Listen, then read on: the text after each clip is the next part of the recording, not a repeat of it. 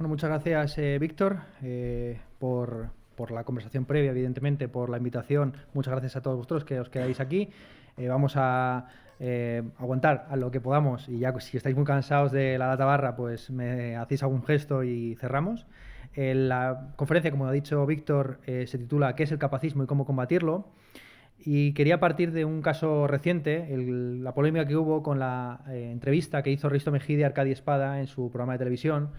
Una entrevista muy polémica porque principalmente giró acerca de la opinión que tenía Arcadio Espada sobre el aborto de los enfermos de Down. En esa entrevista se hacía una visión muy amarillista, quizás, o sentimentaloide de este problema, de este debate, que es un debate en el que los prejuicios capacistas pues, están muy presentes, ¿no?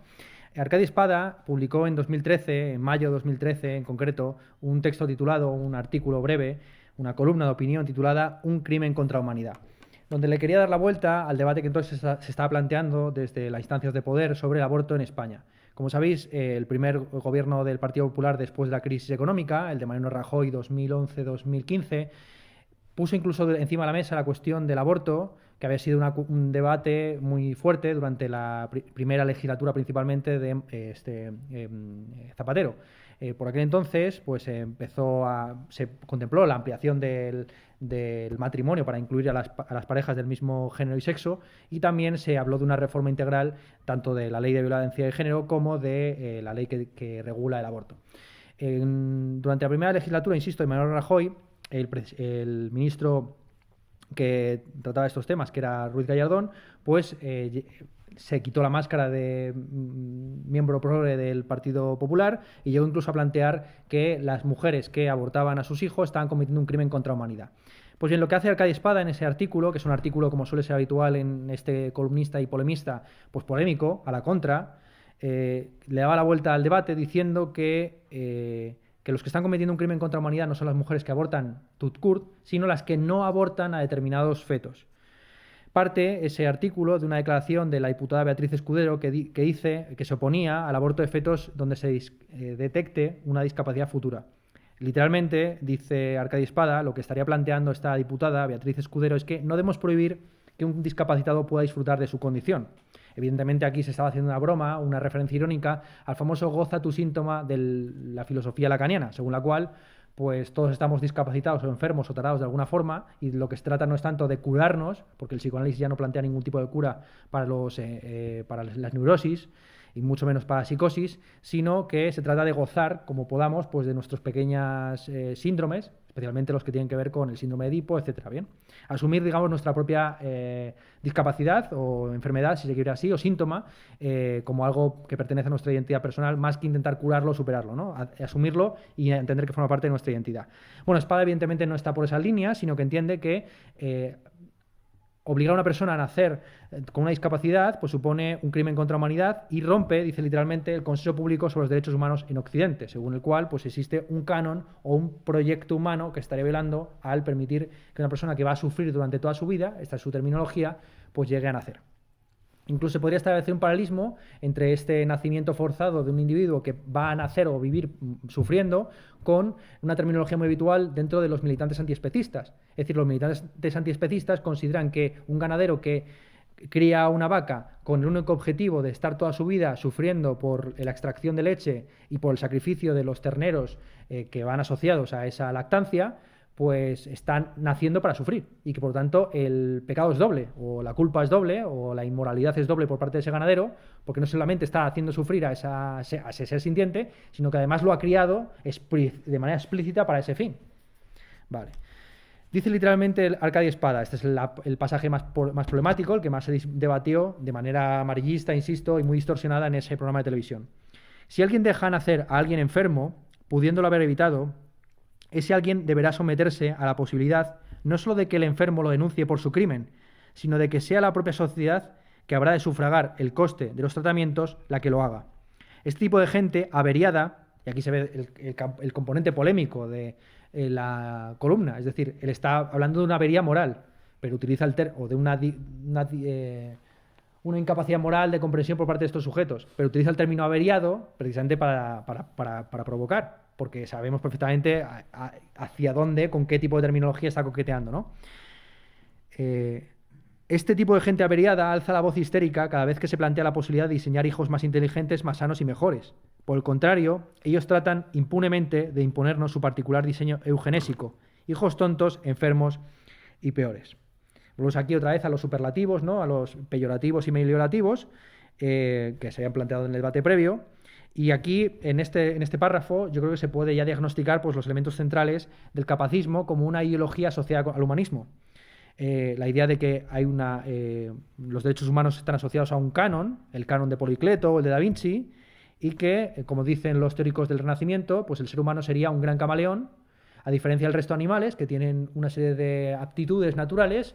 El ser humano nacería inerme, no tendría una especial velocidad a la hora de correr, ni podría volar, ni tendría zarpas, garras, colmillos, pero sí que tendría la inteligencia, la justicia, la prudencia y la capacidad de entablar amistades y relacionarse con el resto de seres humanos para construir una sociedad y también para dotarse de tecnología y así superar artificialmente los defectos o ese carácter inerme que le habría dado la naturaleza. Bien, así pues, los seres humanos que están en el rango de lo común, de lo normal, de lo canónico, pues tendrían esa libertad que les permite dotarse de una independencia, una autonomía respecto a la naturaleza. Por el contrario, los discapacitados serían subhumanos porque serían mucho más dependientes y al no poseer esa inteligencia y esa capacidad de autotransformación, pues estarían encerrados para siempre en una perpetua infancia. De hecho, es lo que se suele decir, ¿no? Que a las personas con síndrome de Down se les trata toda su vida como si fueran niños. Y así es como se les ve, digamos, también desde el punto de vista de la opinión pública. Y así es como incluso se presentó en el debate con Risto Mejide. Es decir, no se presentó a un enfermo de Down para que se defendiera. Se presentó a un padre de un enfermo de Down para que de manera emocional pues llorara y viera y expresara pues, el sentido que le ha dotado a su vida el tener un hijo enfermo de Down, etcétera, etcétera. Es decir, siempre se contempla a esos enfermos, incluso por aquellos que pretenden ser sus abogados y sus defensores, como personas en minoría de edad, intelectual, social y de todo tipo. ¿Bien? A mí no me interesa tanto la polémica en concreta que se produjo en ese programa de televisión, porque desborda el campo de lo filosófico para entrar ya directamente en la salsa rosa, cuanto el debate que tuvo Arcadio Espada cuando se publicó este artículo con un militante por la diversidad funcional llamado Antonio Centeno, tetrapléjico por un accidente de moto, si no recuerdo mal. Pues bien, Antonio Centeno, según se publicó la columna de Arcadio Espada, le escribió un mail en el que proponía la posibilidad de un debate por escrito y sentaba las bases de su enfoque. Es decir, frente a Arcadio Espada, que hablaba de discapacitados, enfermos, averiados, etc., él entendía que las personas que tienen esa discapacidad o impedimento de no poderse mover o de no tener un rango de inteligencia determinado, pues no es que sean discapaces, es decir, o minusválidos, una terminología negativa según la cual uno se define por lo que no puede hacer o por su menor valor, que es lo que significa literalmente minusvalía, sino que son personas que desempeñan las mismas funciones de manera diversa. De ahí la terminología de diversidad funcional. Todo el mundo se transporta y algunos lo hacen a pie y otros lo hacen en ruedas. El ejemplo, la pregunta que siempre planteaba un mítico militante por la diversidad funcional en España es, a su auditorio, ¿cuántos de ustedes han venido hasta aquí a pie? Yo que no sé conducir, sea de buena fe que todos ustedes han venido aquí por rueda, porque, bueno, quien haya venido andando desde Madrid, o quizás es que está aquí en la residencia de estudiantes, o lo que sea. Pero vamos, a la Universidad Camilo José Cela, hasta donde yo tengo entendido, a pie va a ser muy difícil llegar desde Madrid. Bien, todos nos transportamos o desempeñamos una función que es la de la movilización de un punto a otro de diversa forma. A pie, andando, a caballo, etcétera, y algunos durante toda su vida pues lo tienen que realizar con un medio de transporte determinado, como es una silla de ruedas o una silla de ruedas con energía. Bien, lo que subraya, por lo tanto, Antonio Centeno en sus primeros mails a Arcadio Espada, y me voy a comentar con detalle el intercambio de correos que tuvieron, es que las personas con diversidad funcional no son discapacitados o no sufren por su condición, no tienen peor vida, salvo por las limitaciones que impone la sociedad sobre ellos. Esto es algo estudiado, por ejemplo, por John Stuart Mill en los orígenes del movimiento feminista liberal a mediados del siglo XIX. Es decir, todos los que proponían el cambio de género y de sexo para los homosexuales a mediados del siglo XIX ofrecían como evidencia empírica de lo malo que era ser y la enfermedad que suponía ser homosexual el hecho de que los homosexuales vivieran menos, tuvieran mayores índices de depresión, de suicidio, etcétera. Lo que subrayaba John Stuart Mill es muy sencillo. Las personas que tienen una diversa orientación sexual viven menos y peor porque la sociedad les hace una putada. Es decir, si la sociedad no pusiera impedimentos para que esa gente se desarrollara libremente, pues tendría una vida como todos nosotros, llena de sus virtudes y vicios, glorias y miserias. Lo que dice, por tanto, Antonio Centeno es que las así llamados discapacitados o minusválidos sufren porque hay una discriminación estructural. Es decir, entornos urbanos y transportes no accesibles, escuelas que no tienen la formación y los medios para dar a un niño con estas condiciones la posibilidad de desarrollarse, falta de apoyos para la autonomía personal, etcétera, etcétera. Lo que algunos denominan, desde la militancia y la diversidad funcional, la granjerización de los discapacitados. Tomarles como ganado para ser estabulado en sitios discriminatorios como son residencias o en su propia casa, y seguir manteniendo un espacio público principalmente orientado para los que tienen un rango de normal o corriente. La sociedad actual, a juicio de Antonio Centeno, tiene una mirada equivocada hacia la realidad de la fragilidad humana. Una fragilidad humana que no solamente es propia de los discapacitados o de los minusválidos o de las personas funcionalmente diversas. Todos y cada uno de nosotros hemos nacido sin saber andar y posiblemente moriremos en un estado de discapacidad similar al de un tetrapléjico. Cuando éramos pequeños éramos empujados en carritos con ruedas y cuando seamos ancianos probablemente seremos empujados en sillas de ruedas. Esa es la analogía o paralelismo que estos militantes suelen poner para que el público empatice con su situación. Un anciano o un bebé que está siendo empujado en un sistema de transporte con ruedas no tiene una peor vida o es menos digno por esa dependencia. Todos y cada uno de nosotros, como sujetos inermes que pertenecemos a la especie humana, hemos sido dependientes en algún momento, ya sea por enfermedad, ya sea por condición crónica, como es la de la discapacidad.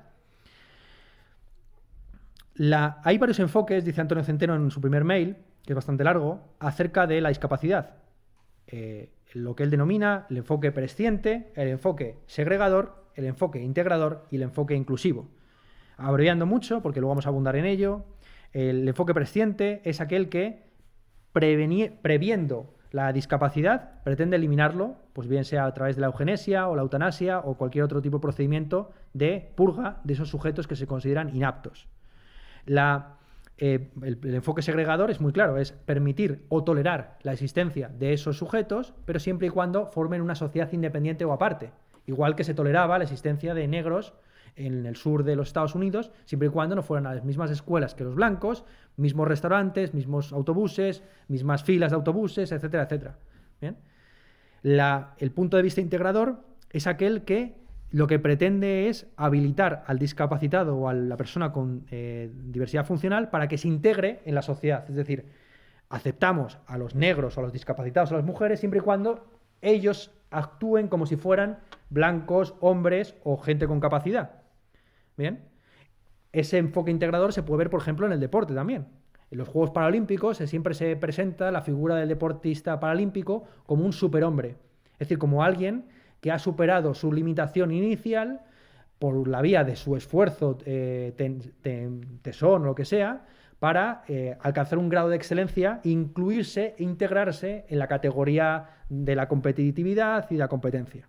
Bien, pues frente a estos tres enfoques, el presciente, que prescinde en la previsión de esos individuos, el enfoque segregador, que los tolera pero siempre aparte, y el enfoque integrador, que los acepta siempre y cuando sean idénticos al modelo canónico, el enfoque inclusivo lo único que hace es adaptar los entornos físicos y sociales, pues el urbanismo, el transporte, la escuela, la vivienda, la asistencia personal, para que tengan en cuenta la diversidad funcional en todo su rango de amplitud. Es decir, ellos insisten en que su demanda no es una demanda sectorial y que no es una política de identidad, no es un ¿qué pasa de lo mío? O mi chiringuito o mi paguita. No, ellos insisten en que todos somos igualmente diversos. Es paradójico, ¿no? Somos iguales en nuestra diversidad. Es decir, todos y cada uno de nosotros a lo largo de nuestra vida, que es muy amplia y que va desde la infancia hasta la muerte, pues tenemos diversas necesidades y cumplimos diversas funciones de manera diversa, y la sociedad debería ser lo más inclusiva posible para que de repente los ancianos que están, por ejemplo, en silla de ruedas, o los bebés, pudieran acceder a espacios como este, en cuya entrada pues hay a lo mejor escaleras o escalones, etcétera, que impiden ese acceso. ¿Se entiende, no? Arcadio Espada replica ese primer mail diciendo que él quiere plantear el tema desde el punto de vista moral. Vuelve a subrayar la cuestión de que él sobre todo está intentando polemizar con aquellos que quieren limitar el derecho al aborto. Es decir, para él la mujer tiene plena soberanía sobre su cuerpo y tiene derecho a abortar, y también hacerlo por razones capacistas, podemos decir. Es más, no solamente puede, sino que debería abortar en caso de que apareciera una discapacidad severa en su hijo que le podría llevar a una vida de sufrimiento, y siempre se ponen los mismos ejemplos, la espina bífida o ejemplos de grandes enfermedades, malformaciones en el feto, que llevan a la muerte a los pocos años o meses y que suponen para ese sujeto pues un disvalor, una existencia miserable, triste, dolorosa, que tan solo a través de procedimientos médicos muy avanzados y tecnificados pues se puede alargar a lo largo del tiempo, pero siempre en un estado crónico de dolor, etc. Para Arcadio Espada, por lo tanto, las personas funcionalmente diversas no es solamente que sean diferentes a nosotros, es que son una decadencia, y utiliza literalmente esa terminología. No solamente son diferentes, sino que son desiguales.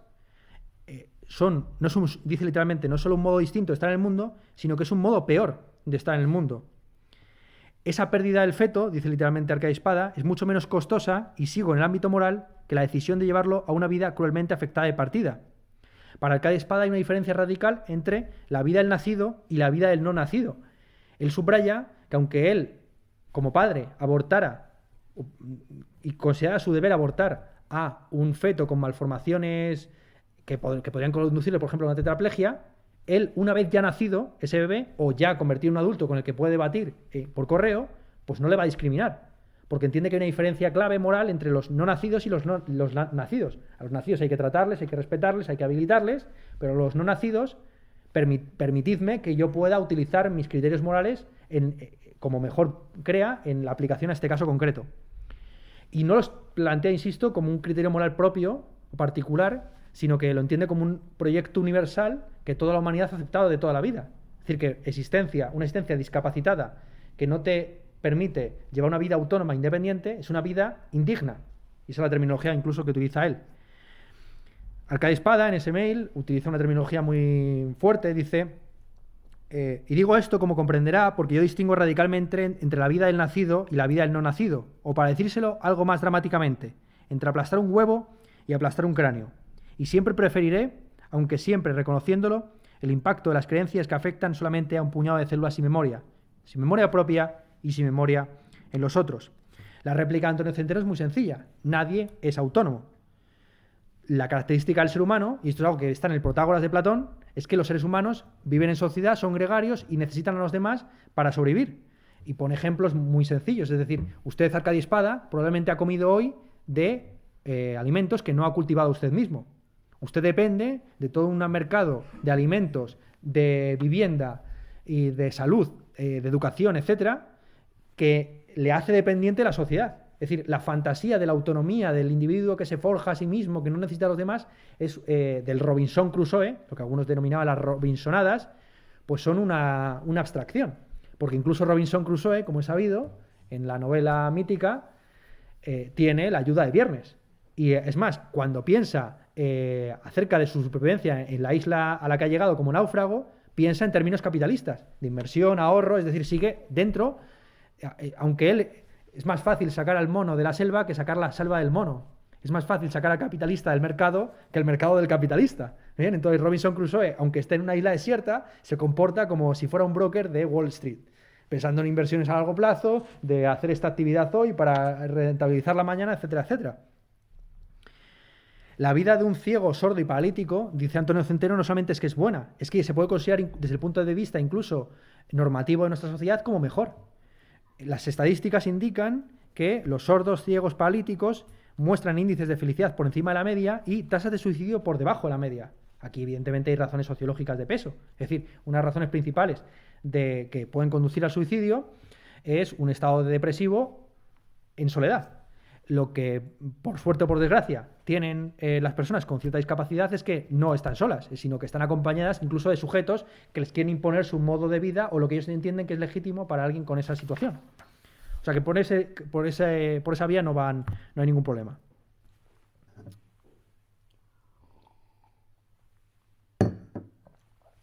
Arcadi Espada sigue RQR en la réplica, subrayando que aunque uno no quiera, está haciendo una selección, es decir, que dejar de abortar a un individuo supone también privilegiar un tipo de sujeto concreto. Esto es una mentalidad muy de la derecha nueva, de la extrema derecha nueva que está surgiendo en este país, que entiende que la política, por ejemplo, de inclusión y de no discriminación respecto a los homosexuales no supone un trato igualitario para todas las orientaciones sexuales, etcétera, sino que supone un privilegio para ciertas orientaciones sexuales que ya se convierten en las canónicas, a partir de las cuales se llega a contemplar incluso lo heteronormativo.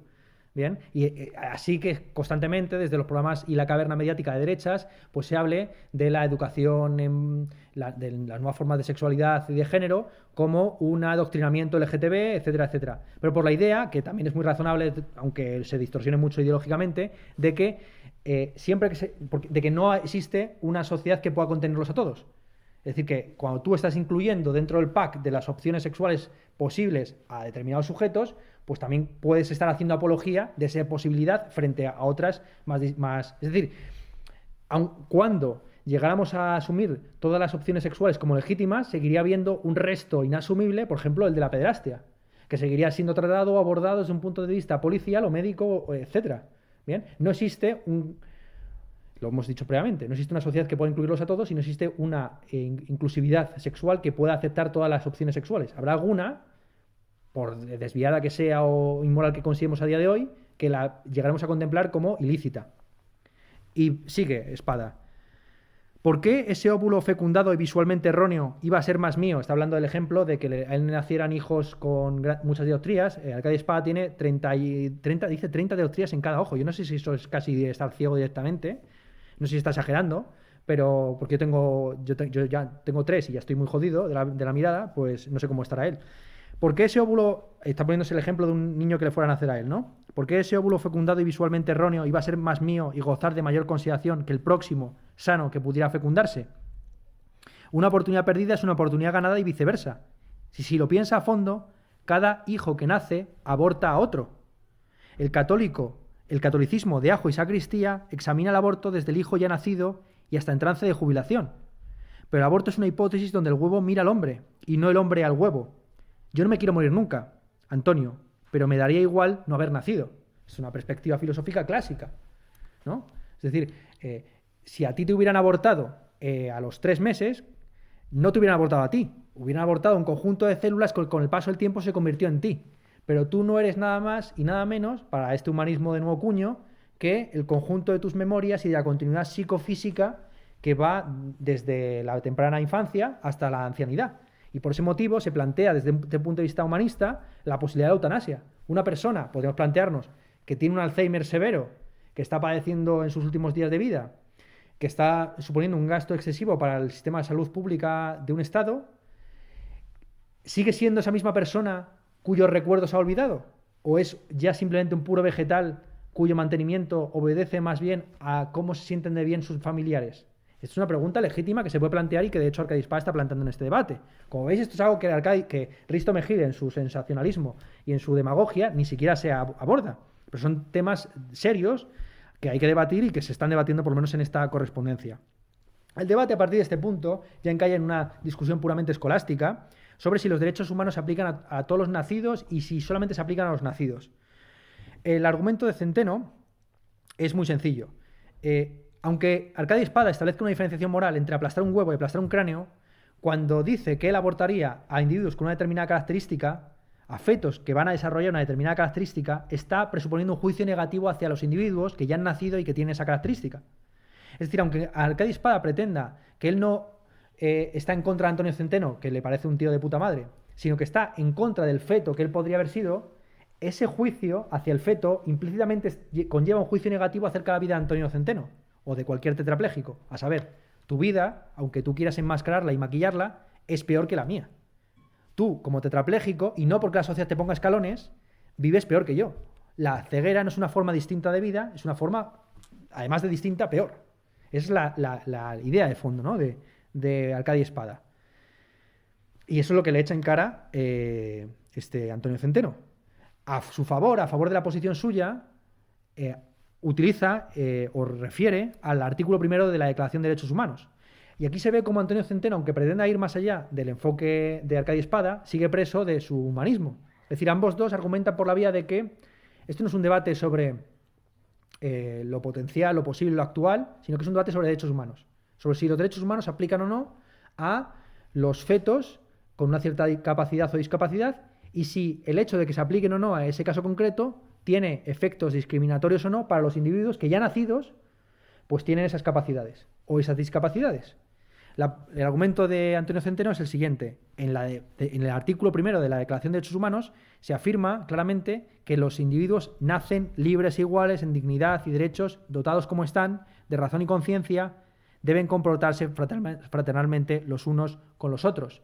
Esto me recuerda, por cierto, este deber ser final, me recuerda a las bromas que hacían algunos filósofos acerca de la primera Constitución española. La Constitución del 1812 decía algo así como que los españoles son honrados y virtuosos.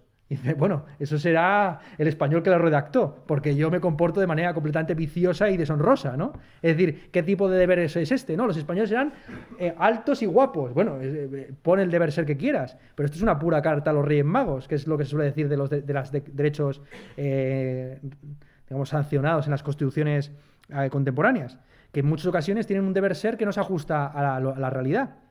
Todos los seres humanos nacen libres e iguales en dignidad y en derechos. Para Centeno, esto dice este primer párrafo, es una definición implícita de lo que es ser humano.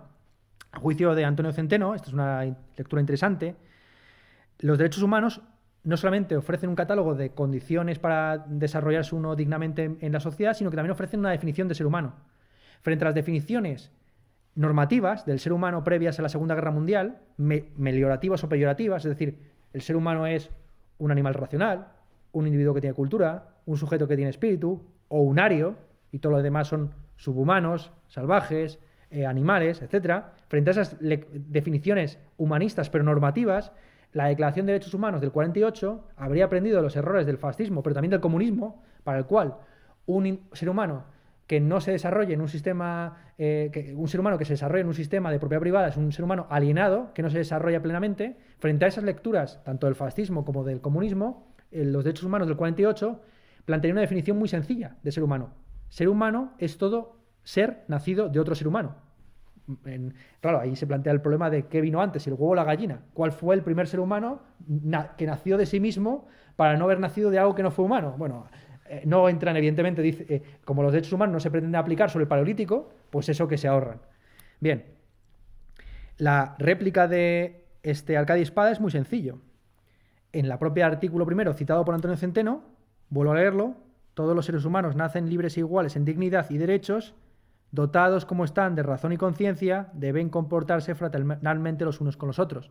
Se menciona, justo después de esa definición implícita de ser humano, ser nacido de otro ser humano, las características esenciales de lo que es que permiten la dignidad y los derechos, a saber, la razón y la conciencia.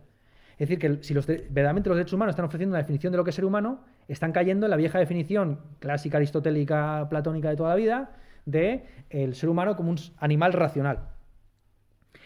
Es más, dice Arcadia Espada, los derechos humanos no solamente no son imparciales respecto de lo que es ser humano, sino que establecen unas condiciones de posibilidad de la dignidad humana. Una serie, dice literalmente Arcadia Espada, de circunstancias ambientales imprescindibles para que la humanidad se garantice. La Declaración de Derechos Humanos es en sí misma una descripción del estándar humano-ambiental, de cuáles son las condiciones del medio ambiente, social, cultural, jurídico, etcétera, que se deben dar para que alguien sea digno y ser humano. Se entiende, por lo tanto, que una persona que viva, por ejemplo, bajo una tiranía o una sociedad discriminatoria racialmente, aunque sea él un privilegiado dentro de esa sociedad, es una persona que no se está desarrollando plenamente.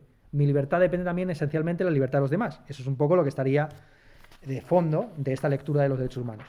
Bien, cerramos el comentario de la correspondencia entre Antonio Centeno y Arcadia Espada, que como veis es mucho más interesante que el programa ese de televisión de Risto Mejide, subrayando cómo hacia el final ya el encallamiento escolástico es total y completo, porque empiezan a debatir sobre Peter Singer y ya ahí no se aclara nadie, porque los dos conocen a Peter Singer de oídas. Dice, Arcadi Espada define la posición de Peter Singer, que es uno de los antiespecistas más conocidos, autor del libro Liberación Animal, del año 71, que es el origen del movimiento en defensa de los derechos animales. Arcadi Espada resume la posición de Peter Singer en relación al aborto de la siguiente manera. La humanidad para Peter Singer es básicamente la conciencia y, por tanto, es ético el infanticidio. Bueno, aquí se demuestra que Espada pues, bebe de oídas o habla de oídas porque la posición de Singer, que es una posición, insisto, antiespecista, según la cual también los animales tienen sus derechos, es la opuesta. La característica distintiva de los pacientes morales, de los sujetos de derechos, para Peter Singer, no son los animales racionales o conscientes, sino que son los animales que pueden experimentar placer o dolor. No es el raciocinio o la razón lo que define a un paciente moral, sino su sensibilidad, entendida como la capacidad de placer o displacer. Por decirlo rápidamente, para Peter Singer, un animal sí que tiene derechos y no una planta, porque el animal tiene posibilidad de placer y displacer, mientras que la planta, por mucho que tenga una sensibilidad y una orientación hacia la luz, etcétera, cuando la cortan no llora, ni sufre, ni nada. ¿Bien? Y eso es lo que hace que en un caso estemos hablando de intereses puramente, si se quiere, ecológicos o estéticos, relacionados con la jardinería, etcétera, y en otro caso estemos hablando de cuestiones éticas y estéticas, de la forma en la que el animal percibe el mundo y también tiene una visión y una conciencia clara de lo que le están haciendo. Bien. Sea como fuere, como Antonio Centeno reconoce también que él no lee mucho, pues realmente sobre Peter Singer, en las últimas páginas de ese debate, de esa correspondencia, se monta un guirigay que nadie se aclara lo que se está diciendo. Lo que Arcadi Espada, desde luego, ve, que a mí me parece interesante plantearlo aquí, como antiespecista, es decir, como una persona que se ha tragado buena parte de la bibliografía de Peter Singer, porque yo siendo vegano, etcétera, pues Peter Singer ha sido una de las influencias más importantes a lo largo de mi trayectoria filosófica. Lo que ve muy bien Peter Singer es como el antiespecismo de Peter Singer, que puede parecer muy puntero en ciertos campos, como es este de el trato con los animales, puede llegar a coquetear con la retórica nazi y en ciertos otros campos, como es el del aborto de los minusválidos o discapacitados o personas con diversidad funcional. Dice lo siguiente Arcadi Espada sobre Peter Singer y ya cerramos aquí el comentario de la correspondencia. Hay que tener prudencia crítica con los planteamientos utilitaristas de Singer porque funcionan socialmente mucho más de lo que pensamos. Trate usted de conseguir el trasplante de un órgano imprescindible para un viejo de 80 años. Ya verá usted con qué implacabilidad se le aplica una versión espontánea del estándar humano en favor de cuerpos igualmente necesitados, pero más jóvenes. Ahí tiene usted un juicio de valor absoluto, continuo y generalizado sobre la perspectiva y la calidad de vida de un ya nacido. Y un juicio justo, es decirle, justo y fieramente humano.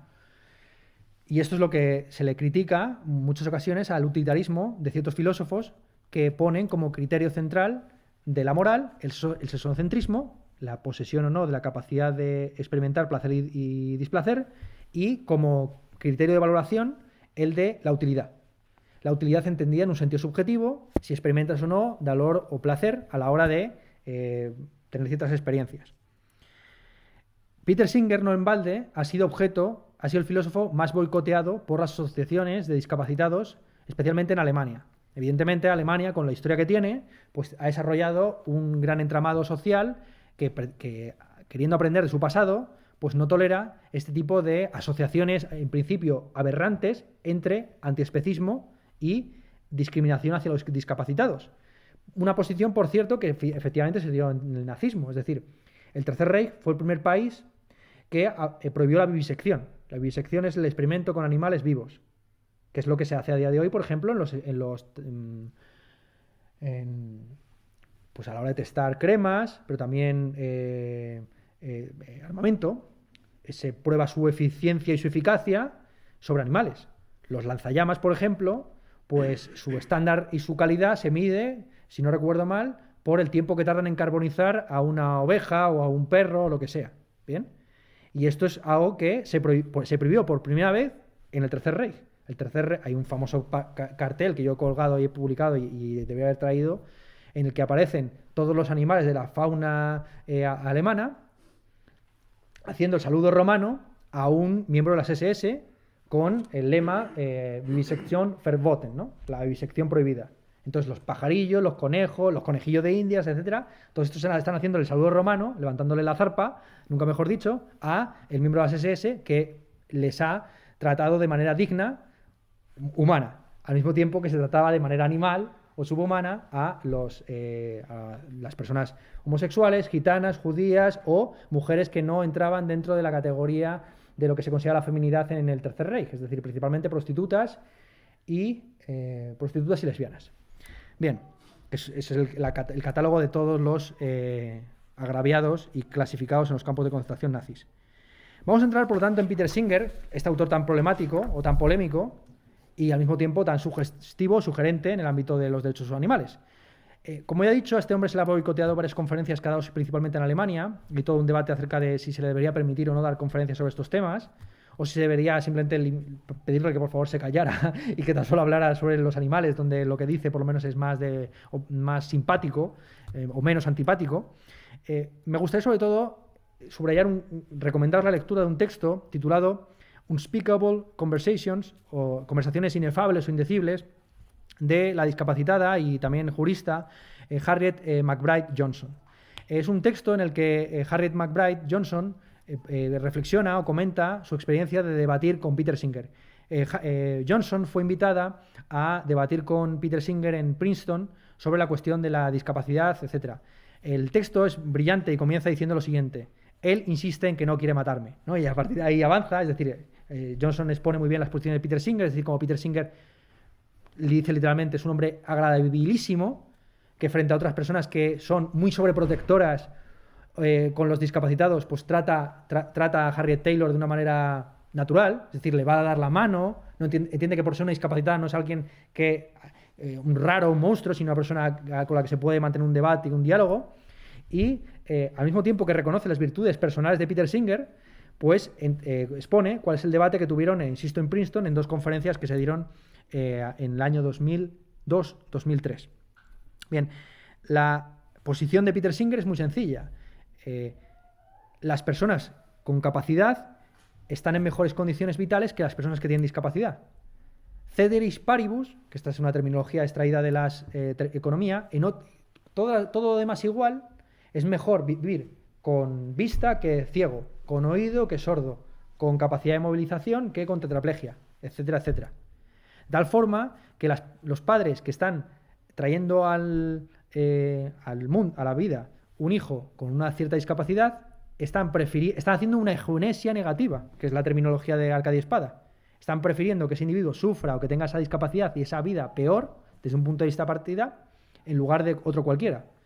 La posición de Peter Singer, como ya hemos dicho, es la de que un feto, hasta que no tiene una interconexión neuronal que le permita experimentar placer o displacer, es un mero conjunto de células. Y esta es la trampa de la caricatura que ha expuesto Arcadio Espada de la posición de Peter Singer. Peter Singer no solamente defiende los derechos de los vivos, sino también de los no nacidos, cuando estos no nacidos tienen una cierta interconexión neuronal que les dota de nociocepción. Esa es la terminología técnica, ¿no? Nociocepción es la percepción del placer o del displacer. Hay una semana concreta, no sé si es la sexta o la séptima, cualquiera que sea, los 2 meses, 3 meses por ahí, pero que se coincide mucho con la legislación actual. Es decir, la legislación actual acerca del aborto sigue mucho las premisas de Peter Singer, entendiendo que ese feto no es paciente moral ni es sujeto de derechos jurídicos hasta que no experimenta placer o displacer, antes es simplemente un conjunto de células. Insisto, Peter Singer no solamente defiende los derechos en principio morales de ese feto, sino también, evidentemente, ya de los vivos y demás. Lo que dice, muy claramente, es que es preferible traer al mundo personas que puedan desarrollarse, que tengan una mejor calidad de vida que otras. La réplica de Johnson es muy sencilla. Yo disfruto de mi vida. No tengo más razones para suicidarme que la mayoría de personas. Y la lógica del reemplazo, de que los padres prefieren determinados hijos con capacidad en lugar de otros con discapacidad, podría servir también para fomentar la discriminación, por ejemplo, en temas de adopción racial. Como es sabido, igual tanto los padres biológicos como los padres adoptivos prefieren los bebés sanos a los bebés con discapacidad. Pero también hay prejuicios raciales o clasistas o de todo tipo que atraviesan los mercados de adopción y de posibles vientres de alquiler que en un futuro se pueden llegar a formular. ¿Qué pasa con los bebés de razas mixtas? La diferencia que Peter Singer establece entre los bebés racializados y los bebés con discapacidad es que la raza no supone una minusvalía, una discapacidad per se. Como decía John Stuart Mill, los homosexuales o los negros o las lesbianas, que forman parte de los homosexuales, evidentemente, perdón por ese desdoblamiento ridículo, no viven peor por una condición intrínseca, sino por las limitaciones o impedimentos o prejuicios que la sociedad proyecta sobre ellos. Pero en el caso de los discapacitados, la discapacidad es intrínseca. Es decir, no es que la sociedad sea prejuiciosa con los ciegos, es que los ciegos no ven. Y por mucho que la sociedad pretenda obviar eso y facilitar su desenvolvimiento, es un hecho que él tiene menos capacidades que nosotros. Por mucho que esa discapacidad suponga un potenciamiento de la capacidad en otro rango. Es evidente que de la limitación surge el ingenio. El hambre aviva el seso. Es un mítico dicho, es castellano de toda la vida. Es decir, las personas que tienen menor capacidad psicomotriz o menor visión o menor audición, pues desarrollan más otros sentidos. El del tacto, el olfato, el gusto, lo que sea. Y la lista de genios que, viéndose discapacitados en ciertos campos, han potenciado su capacidad en otros muchos, pues es amplísima. Y de hecho esa es la retórica por medio de la cual se quiere normalizar la presencia de los discapacitados en nuestras sociedades. Es decir, tirar a la genialidad, que forma parte del capacismo. Es decir, entender que los únicos, si en una sociedad racista los únicos negros buenos son el tío Tom, en una sociedad capacista los únicos discapacitados buenos son los genios. Y por tanto se dice, no, es que Beethoven era sordo, Goya también se quedó sordo, Kurt Cobain tenía problemas de enfermedades, de distorsiones mentales o lo que fuera. Y así se pone un montón de ejemplos. Homero no solamente es que fuera ciego, es que su nombre es Homeros, el ciego. O sea, Homero era un tío que en el propio nombre llevaba su discapacidad. Y evidentemente esa ceguera, siempre se dice, ¿no? La ceguera física de Homero le abrió la visión poética. Y bien, y esto no es solamente poesía, esto es real, sucede constantemente. El ingenio, el arte, la excelencia surge de la limitación. En el debate entre Johnson y Singer, todos estos temas se movilizan y a mí especialmente me parece interesante un momento concreto de ese debate en el que Peter Singer plantea, como suele ser habitual en la filosofía analítica, un caso posible. Yo que estudié, como se ha comentado previamente en el debate anterior, en la presentación que se hizo de mi persona antes de la entrevista y demás, estudié en un máster de filosofía analítica en Barcelona, puedo llegar a dar fe de que los profesores de filosofía moral especializados en este campo de la filosofía analítica pueden llegar a hablar como verdaderos nazis aplicados con una visión del mundo eugenésica e eutanásica, pero con muy buena intención. Es decir, yo recuerdo seminarios con pastitas de té y café y gente muy amable que siempre hablaba por favor, daba la palabra, etcétera, que eran unas bellísimas personas y estaban muy bien intencionadas, pues hablando de si sería necesario para evitar el cambio climático exterminar a la mitad de la población, en fin, como unas cosas muy locas que no se dan cuenta, pero claro, muy bien intencionadas también, ¿no? Pero se sabe que el camino al infierno está empedrado de buenas intenciones. Entonces, planteando el caso experimental, le pregunta Peter Singer lo siguiente a Johnson. Supongamos que podemos probar absolutamente que un cierto individuo está inconsciente y que no va a retomar su conciencia. Suponiendo eso, ¿no crees que sería un poco extraño seguir cuidando a esa persona como si fuera a mejorar? Dice Johnson, no. También podría haber algo de poesía o de belleza en ese gesto, ¿no? De seguir cuidando a tu abuela vegetal a sabiendas de que ha perdido toda identidad personal y que en términos biológicos es igual que una palmera. Pero, le pregunta Peter Singer, ¿qué pasa con la cuidadora? ¿Qué pasa con esa mujer que se ve obligada a brindar ese servicio a un miembro de la familia y que no puede trabajar y que no tiene una vida propia? La respuesta de Johnson es muy sencilla. Esa señora, si lo está haciendo, debería hacerlo, no sabemos por qué lo hace, pero en una sociedad ideal no debería hacerlo por pura obligación o deber, o porque es lo único que le toca como mujer dentro de una sociedad patriarcal, sino porque ha decidido esa opción profesional y o entiende que sus relaciones de dependencia y de deber respecto a otros familiares van de la mano de quedarse con la abuelita o con la madre o con lo que sea. Y aquí se ve el choque de trenes que hay entre la mentalidad de Peter Singer y la mentalidad de Johnson. Es decir, Peter Singer forma parte del llamado movimiento del altruismo efectivo, según el cual no tiene ningún sentido ser altruista si ese altruismo no redunda en beneficio de los otros. Es decir, un altruismo que no sea eficiente, en última instancia, es una forma de egoísmo por otros medios. Tú vas a África, te crees que estás haciendo altruismo por ir allí a hacerte unos selfies con unos negritos, pero en el fondo, si ellos no están obteniendo nada a cambio, si el altruismo no es eficiente, si tú estás donando dinero a Arabia Saudí y ese dinero se lo están quedando los ayatolás, bueno, en este caso no los ayatolás, los contrarios de los ayatolás, ¿no? La casa Saud, pues no estás, el altruismo tan solo te beneficia a ti en la imagen que tienes tú de ti mismo como una persona benévola o altruista. Para Peter Singer no existe la posibilidad de ayudar a los otros sin ayuda efectiva. No tiene ningún sentido ayudar a una persona que no siente ni padece, sino que es un puro vegetal. Frente a esa visión competitiva, efectista y capitalista en última instancia, si se quiere ver así, en el que lo principal es el utilitarismo, la utilidad que obtienen los sujetos de los actos que se llevan a cabo respecto de ellos, la posición de Johnson, como se está viendo, es más estética, más que cuestiona precisamente el concepto de utilidad moderno. También hay una cierta belleza y una cierta un cierto valor en cuidar de una persona que sabes que no va a recuperar nunca el habla, ni la conciencia, ni la memoria, ni nada por el estilo. Porque tú, no obstante, sigues, igual que cuidas de tu jardín, o quizás con una mayor inversión emocional. Lo que se está aquí cuestionando es qué es útil y qué es inútil dentro de una sociedad como la nuestra, donde al final y cabo los valores están regidos por principios de mercado, de oferta y demanda. Si hay una demanda, de cuidadoras para señoras que están en estado vegetal, pues eso, por lo menos desde un punto de vista capitalista también, se considera algo eficiente o que tiene una cierta utilidad. Bien, este es el debate, insisto, que se plantea entre Peter Singer y Johnson, que me parece interesante ponerlo sobre la mesa, principalmente para que se viera pues, las diversas posiciones que hay acerca de este tema por parte de una militante por la discapacidad y por parte de uno de los teóricos principales, seguramente el filósofo práctico más influyente del presente.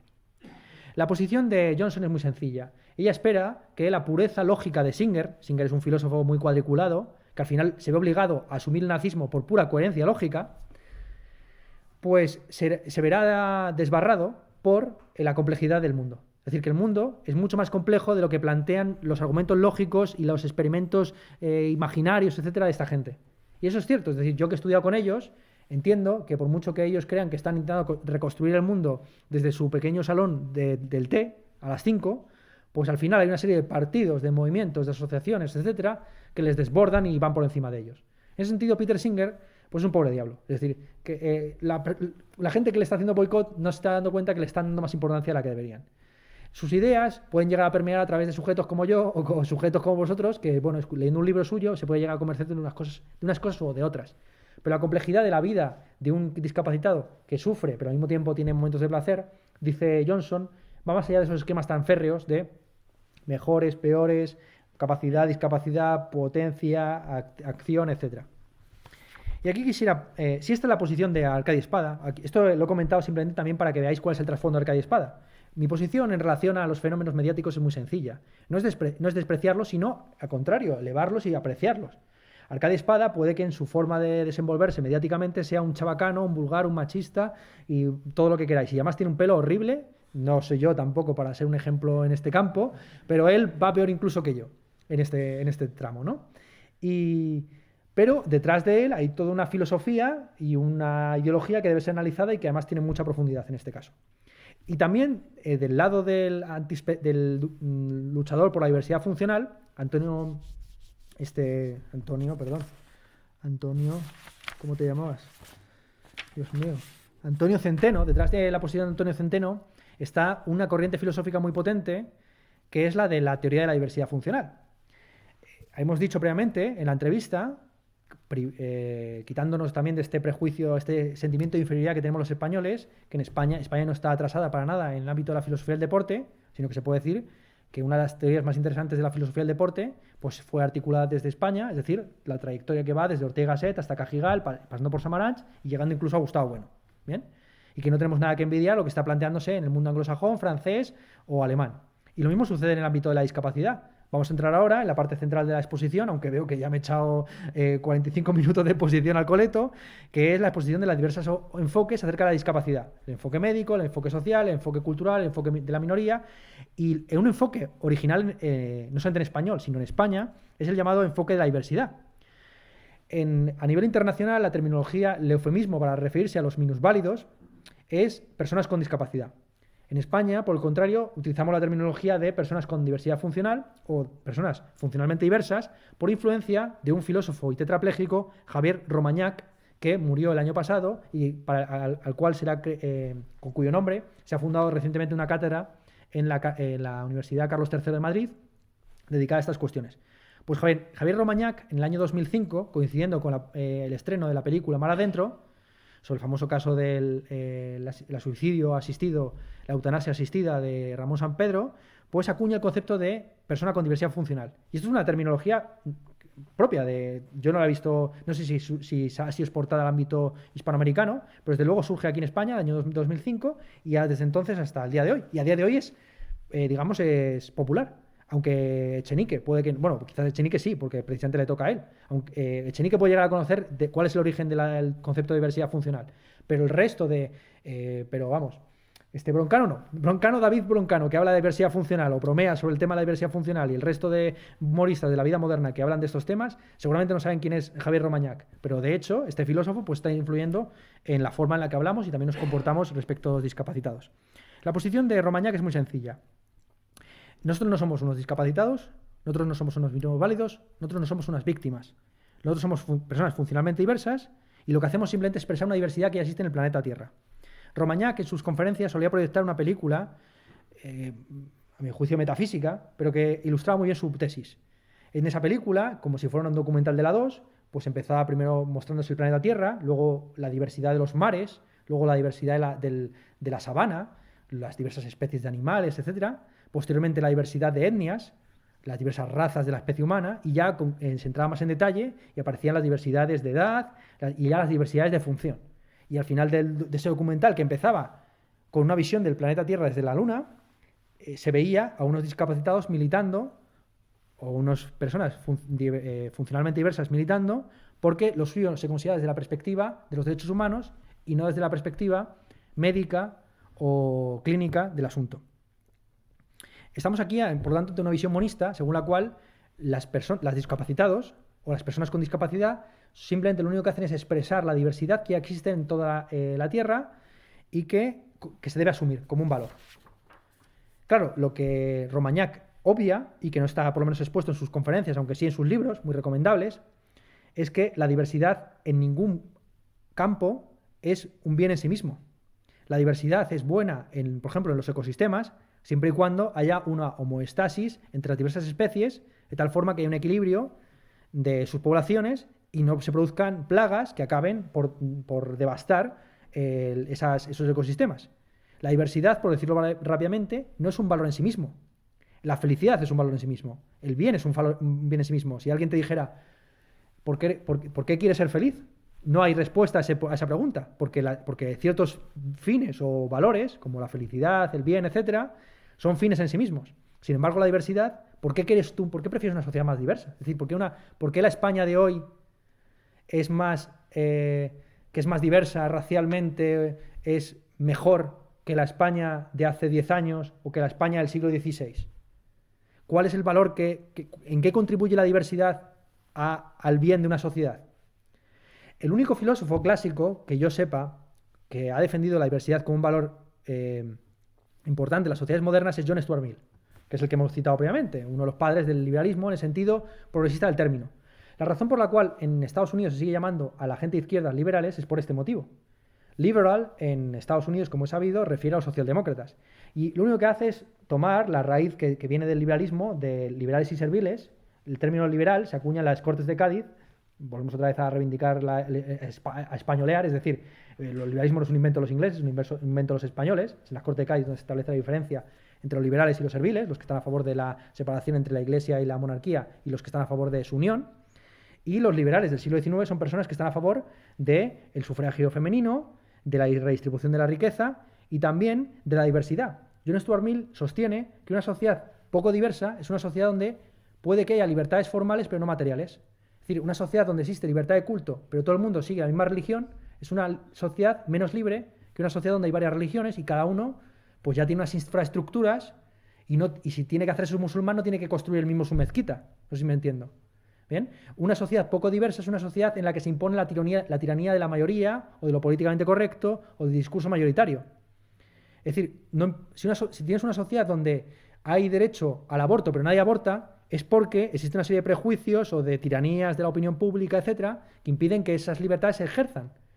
¿De qué sirve? Insisto, una sociedad donde de jure uno es libre para tener una religión, cuando de facto hay una serie de impedimentos, prejuicios, una serie de ezos que impiden que uno sea judío, musulmán, etcétera, etcétera. Un ejemplo clásico de esta sociedad donde hay una tolerancia represiva es en el Medio Oeste norteamericano. Es decir, probablemente no haya país en todo el planeta Tierra con más libertades formales que Estados Unidos. Pero también es un país muy homogéneo en ciertos tramos de su geografía en términos culturales. Sí, en el Medio Oeste norteamericano uno es libre de ser musulmán o de llevar una vida nudista o lo que sea, pero va a verse excluido de asociaciones voluntarias, sus vecinos no le van a prestar la sal cuando vaya a pedírsela, etcétera, etcétera. Y sobre todo si va desnudo, ¿no? Imagínate. Para Romagnac, por lo tanto, el enfoque es muy claro. Los que militan en favor de la diversidad funcional no son personas que están preguntándose por lo suyo, sino que están abogando por la diversidad de todos. Lo normal tan solo existe como medida estadística. Todos somos diversos. La relación que debería mantener la sociedad con las personas discapacitadas, así llamadas discapacitadas, es darse cuenta de que todo el mundo ya ha pasado por un estado de discapacidad o va a ir hacia él, lo que hemos dicho previamente. Y sustituir el concepto de capacidad, que es un concepto potencial, por el concepto de dignidad, que es un concepto actual. La dignidad es algo que se da por sentado, es un estado real del que uno nunca se puede ver privado. ¿Bien? La dignidad, tal y como se entiende, por lo menos desde Kant en adelante, es algo que uno posee con independencia de su estado, su situación, etc. La dignidad es la forma también en la que nosotros nos hacemos cargo de nuestros propios propósitos profesionales y vitales. Tú puedes pensar que ser prostituta es algo indigno, pero para la prostituta que está llevando a cabo esa profesión con dignidad, pues ella ha asumido como un proyecto profesional como cualquier otro el trabajo sexual. ¿Bien? Esa es la categoría central. Sustituir el concepto de capacidad por el de dignidad. Incluso Romagnac, sabiendo que en televisión hay que ser muy breve, llegó a acuñar una divisa que expresaba los valores de su movimiento, la divisa libertad. Libertad es la abreviatura de dignidad y libertad en la diversidad. Bien, entonces, si la Revolución Francesa abogaba por égalité, liberté, fraternité, pues Romagnac y el movimiento de diversidad funcional aboga por la dignidad, la libertad y la diversidad. Para él, por lo tanto, lo importante es fomentar la empatía, darnos cuenta de que todos hemos pasado por un estado de capacidad y de discapacidad y que lo importante no es eso, sino lo importante es ser dignos y libres en la diversidad. Bien. Aquí, evidentemente, hay un elemento, las discriminaciones por razones capacistas intersectan con las discriminaciones por razones de edad, lo que algunos denominan el edadismo. Es decir, que las mismas discriminaciones que hay respecto de las personas con discapacidad o diversidad funcional se aplican también sobre los ancianos, que tienen esas mismas características. Me gustaría subrayar esto al terminar la exposición, por lo menos de esto, que no sé si me da tiempo a hablar de más cosas. Cuando Romagnac está abogando por la diversidad funcional, no está abogando por una política de la identidad. No está jugando la carta tan habitual en el presente del victimismo. Es más bien al contrario. La sociedad nos victimiza, pobrecito, que cuánto sufres, ole tus huevos por salir a la calle, ¿no? Rezaré por ti, deja que te frote la lotería en la cabeza para ver si me da suerte, ¿no? Como personas dotadas de excelencia o de virtudes auráticas y tal. Nosotros no somos ni víctimas, ni superhombres, ni tocados por la gracia de Dios. Somos simplemente individuos con las mismas vicios, virtudes, glorias y miserias que cualquier otro, y nosotros abogamos porque vosotros también os dais cuenta de vuestra diversidad funcional. Bien, esta exposición que había hecho tan breve, bueno, de lo de Romagnac y la diversidad funcional iba a ser el preludio una exposición un poco más amplia, pero que no me va a dar tiempo, de los diversos enfoques sobre la discapacidad. Os lo voy a ahorrar y si queréis podemos comentarlo muy brevemente en la ronda de preguntas, porque tampoco quiero abrumaros y yo sé que el hambre es el que aviva el seso y yo también estoy ya muy avivado a esta hora de la tarde, ¿no? Simplemente decir que ha habido evidentemente una evolución del enfoque de las discapacidades, lo que algunos denominan en inglés los disability studies, desde el enfoque médico, que es un enfoque individualizador, el problema lo tienes tú, eres tú el que está en una condición de minusvalía o de discapacidad y te vamos a tratar como si fueras un enfermo porque lo óptimo es estar en sintonía o aproximarse a ese estándar humano, a ese proyecto humano del que hablaba Arcadio Espada. Bien, ese enfoque de la médico tiene previamente un enfoque religioso, según el cual, como ya hemos sugerido, pues los discapacitados no serían personas tocadas por los dioses, para bien o para mal. Pues, por ejemplo, en la India se entiende que la discapacidad es un castigo kármico y así, una cosa que no he señalado es que del orden más o menos del 10% de la población mundial ha pasado por un estado de discapacidad temporal. O sea, 1 de cada 10 personas, si aquí somos 20, 2 de nosotros, vamos a estar en un estado de discapacidad temporal más o menos severo, relacionado con la psicomotricidad o con los estados cognitivos, lo que sea. Bien, en nuestra ancianidad o bien por razones crónicas, lo que sea. El 86% de la población con discapacidad se concentra en el sur global, muy seriamente, China e India. China tiene aproximadamente unos 60 millones de discapacitados y la India unos 70. Es muy interesante ver cómo las asociaciones de discapacitados que militan por su dignidad en la India y en China, en el sur global, militan por razones principalmente físicas. En la India, los sindicatos de discapacitados más fuertes son los de sordos y ciegos. En el norte global, principalmente en Francia, Alemania, el mundo anglosajón, curiosamente, los primeros cuestionamientos de este enfoque médico religioso de la discapacidad los pioneros en ese campo fueron los discapacitados mentales, los locos. Es a través del movimiento antipsiquiátrico de los años 60 y 70, en el que participa Michel Foucault y otra serie de filósofos muy conocidos de entonces, que se empieza a cuestionar lo que es la norma y su excepción. Y bueno, tenemos el ejemplo de Panero, ¿no?, entre los poetas españoles, etcétera, ¿no?, de persona que cuestiona pues, la diferencia entre el loco y el cuerdo y hasta qué punto el loco no ve mejor el mundo que el cuerdo. Es decir, la literatura española se sostiene sobre ese mito. Es decir, la idea de que un loco, al que le han avivado demasiado el seso por razones literarias, pues es más cuerdo respecto del mundo en que está viviendo que los que se comportan de manera normal y cotidiana. Ese es el mito de Don Quijote. Bien. Pues bien, ese enfoque, por lo tanto, médico o religioso se sustituye por un enfoque social, según el cual el problema del loco o del sordo, del ciego, etcétera, no es él ni su discapacidad, sino la sociedad que le establece una serie de impedimentos. El problema de Don Quijote no es su afán de justicia, es la sociedad injusta y atrabiliaria que le rodea, que le quiere hacer putadas, o que, en fin, condena a la gente a galeras a 10, 20 años. Bien, ese es el enfoque, digamos, que de manera natural se segrega del enfoque médico, el enfoque llamado social. Ese enfoque social es sustituido con el paso de los años por el enfoque de la llamada minoría. Y aquí se ve muy bien la diferencia que existe entre un país como es Gran Bretaña y un país como es el de Estados Unidos. En Gran Bretaña, la terminología eufemística para referirse a las personas con diversidad funcional es discapacitado, disabled. Y se entiende principalmente que el discapacitado es el equivalente al proletario. Es decir, alguien que puede llevar perfectamente una vida normal y corriente, pero que la sociedad, en este caso no el capitalismo, sino la sociedad capacista, le limita su desenvolvimiento mundano. En Estados Unidos, por el contrario, donde siempre la ideología oficial es que no hay sociedad de clases, sino que todo el mundo puede ser el presidente de Estados Unidos si quiere, no se habla tanto de los discapacitados como si fuera una clase social, impedida socialmente, sino como si fuera una minoría. Ese es el enfoque típicamente estadounidense. Es decir, entender que las mujeres, aunque sean la mitad de la población, son una minoría a la que se debe incluir como si fueran negros, hispanos, ¿no? Hispanos, negros y mujeres, lo cual es una clasificación completamente ridícula. La idea de la afirmación positiva de incluir a gente de ciertas minorías en determinadas instituciones para que pudieran expresarse con libertad tiene sentido cuando tú tienes un 10% de personas afrodescendientes o de hispanos o lo que sea, pero aplicar ese mismo criterio de discriminación positiva respecto a las mujeres es insultante, pero para las mujeres, que en principio deberían optar por quedarse con todo, no por un 50%.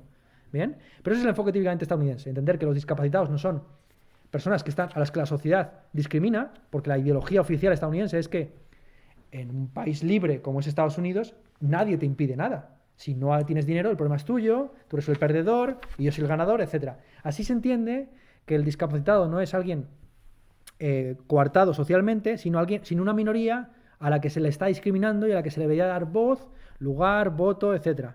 El enfoque, por tanto, es el mismo que se aplicó sobre los negros o los afrodescendientes durante el periodo de la lucha de los derechos civiles.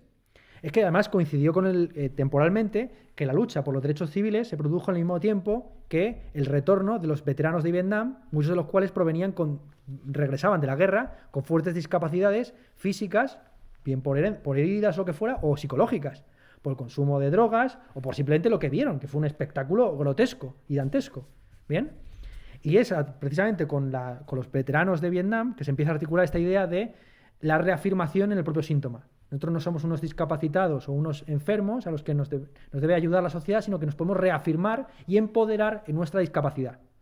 Y este es el enfoque, por ejemplo, que tienen esos padres ciegos y sordos que incluso prefieren que sus hijos nazcan ciegos y sordos a que dejen de serlos, porque ya lo entienden como una lógica comunitaria, identitaria, en la que, que mi hijo pertenezca a la misma religión, comunidad, fraternidad y discapacidad.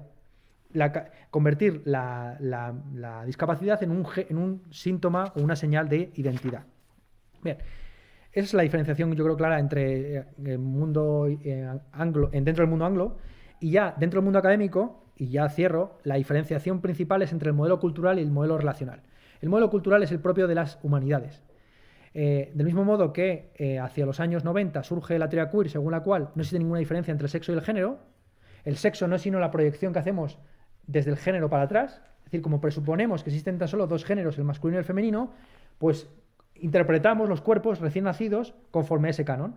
Y si sale una niña con un clítoris por encima de los 3 centímetros, se lo amputamos. Y lo que hacemos es modelar los cuerpos para que se ajusten a esos prejuicios que tenemos acerca de lo que es ser mujer u hombre en la edad adulta. Los niños no juegan a muñecas, las niñas no juegan al deporte, etcétera, etcétera. Y ya se va moldeando desde el género lo que es el sexo. La posición de estos académicos humanistas tan alejados de las ciencias naturales es que no existe la naturaleza humana. Que ser hombre o mujer es una cuestión puramente cultural.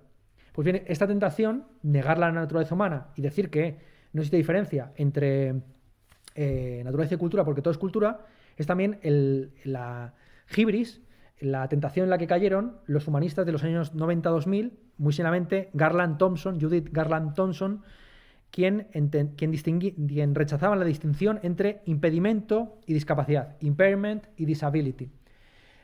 Según la terminología clásica, las personas con discapacidad están impedidos porque no pueden hacer ciertas cosas, pero la discapacidad es la forma en la que la sociedad reinterpreta esos impedimentos y los individualiza. ¿Bien?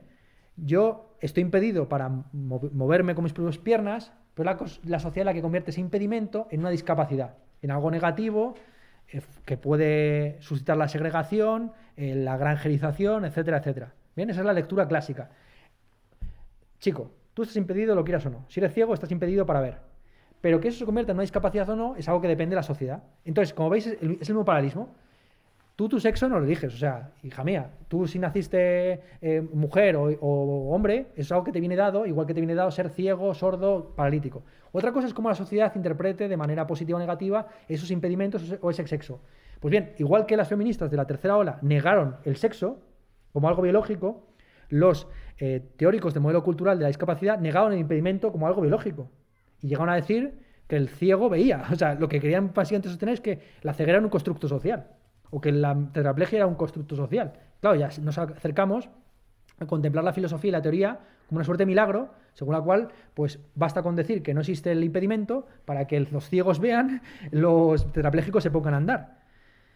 Para esta gente, por lo tanto, se trata de articular un pensamiento que ellos llaman dismoderno, o que disloca culturalmente la forma en la que concebimos el mundo, cuestionando incluso cómo se ponen a los discapacitados en los productos culturales como prótesis narrativa. Esta terminología me parece muy interesante. Ya digo, yo lo cuestiono y voy muy rápido, ¿eh? Aquí habrá muchas cosas que comentar, he traído muchos ejemplos, pero vamos, yo creo que con lo que estáis viendo más o menos os hacéis un poco estáis al tanto de lo que se mueve por estos campos. Muchos de estos teóricos han analizado cómo se presentan los discapacitados en las películas, en las novelas, en las obras de teatro, etc. Y siempre se presentan a estos individuos como personas que representan el mal, lo siniestro, lo malvado, lo impío, lo fragmentado, lo inviable. Un ejemplo que podemos poner, por ejemplo, es el de la ventana indiscreta, ¿no? En el que una persona que está impedida puntualmente porque está inmovilizada con una escayola, pues se convierte en el paradigma del mirón, aunque eso luego para Hitchcock pues fue algo que muy fértil, lo que llaman una prótesis narrativa muy fértil para construir la historia desde el punto de vista de alguien que está mirando a través de una ventana. Bien, el objetivo, por tanto, de este modelo cultural es cuestionar la propia diferenciación entre impedimento y discapacidad y intentar ir incorporando a los discapacitados o personas con diversidad funcional, aunque insisto que esta gente no está utilizando esta terminología que es propia tan solo de España, en las películas y en las narrativas como individuos con especificidades, con individuos con vida propia.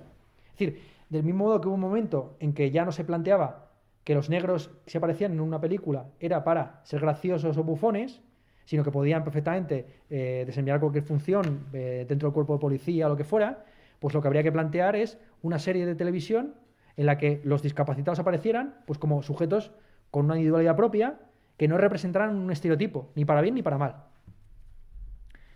Ni el estereotipo de la persona sufriente, en plan Ramón San Pedro, ni el estereotipo del superviviente, el superhombre, etc. El último modelo es el modelo relacional. El modelo relacional es el propio de los países nórdicos, donde los pioneros en el ámbito de los estudios de la discapacidad no fueron los militantes, no fueron los propios discapacitados, sino la academia. En estos países del norte, Suecia, Finlandia, Dinamarca, etc., pues el estado de bienestar fue el que asumió como algo propio tratar bien a los discapacitados, entendiendo siempre que el objetivo era la normalización de su presencia en la sociedad.